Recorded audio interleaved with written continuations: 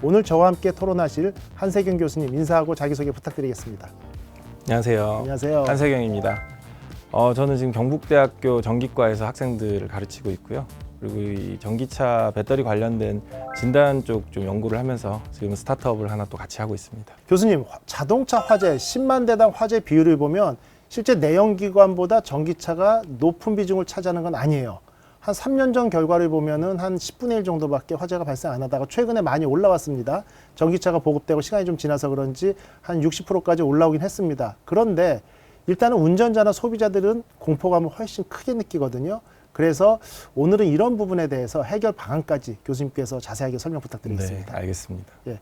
그럼 이제 질문이요. 저도 이제 수소 전기차를 타고 있거든요. 그리고 전기차도 상당 기간 운영을 해봤고, 근데 가장 핵심적으로 좀 어려운 게 전기차에 대한 단점들을 얘기할 때 네. 추운 겨울날 주행거리가 확 짧아지잖아요. 네. 뭐 제작사별로 40% 짧아지는 것도 맞아요. 있어요. 예. 그게 원인이 뭐가 있죠? 그 화합물에서 전자가 빠지고 나면 그 이온화된 그런 이제 화합물이 실제로 물리적으로 이동을 해야 돼요. 이게 전기는 빛의 속도로 이동을 하잖아요. 네네. 근데 화합물은 소금물 안에서 이렇게 이온이 이동하듯이 배터리 내부에서 양극과 음극 사이를 이동을 물리적으로 해야 되다 보니까 이 중간에 이동을 도와주는 그 전해질이라고 하는 소금물 같은 게 있어요.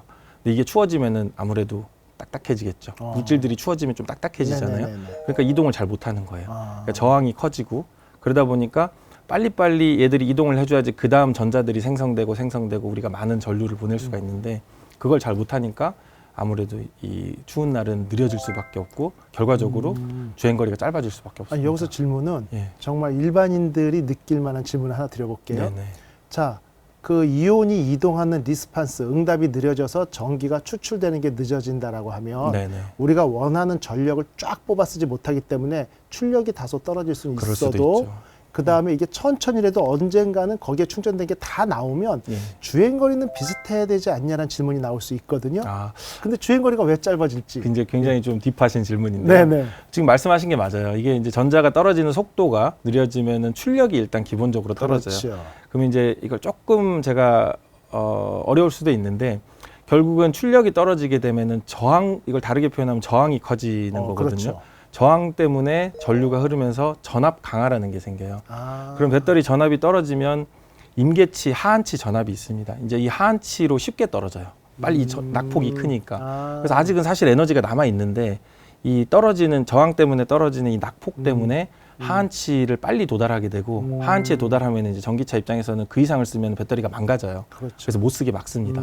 그러다 보니 실제로는 에너지가 있지만 얘가 전류를 뽑으려고 하다 보니까 전압이 하한치까지 쉽게 떨어져서 결과적으로는 주행거리가 짧아지는 그렇죠. 거죠. 남아있는 전력을 배터리의 손상을 예방하기 위해서 그렇죠. 사용을 못 쓰게 안 하게 하는 되고 거죠. 못 쓰게 하는 거 그런 그렇죠. 부분인데 예, 그런 부분이 상당히 좀 일반인들은 모르는 내용을 질문드려봤어요. 자, 예. 전기차도 예열이 필요하다. 이유에 대해서 좀 설명 부탁드릴게요.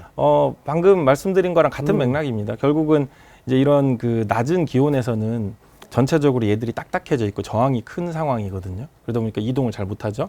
근데 이제 이게 단순히 그냥 이동만 잘 못하는 문제로 끝나면은 그나마 다행인데 이렇게 생각하시면 될 것 같아요. 우리가 왜 고속도로에서 막 정체가 돼 있는데 뒤에서 누가 빵빵하면 짜증 나잖아요. 그리고 스트레스 받고 이런 것처럼 이런 이온들도 똑같아요. 얘는 전력을 뽑아가기 위해서 전류를 흘려야 되는데 막 정체가 돼 있는 거예요. 이게 통로가 좁다 보니까.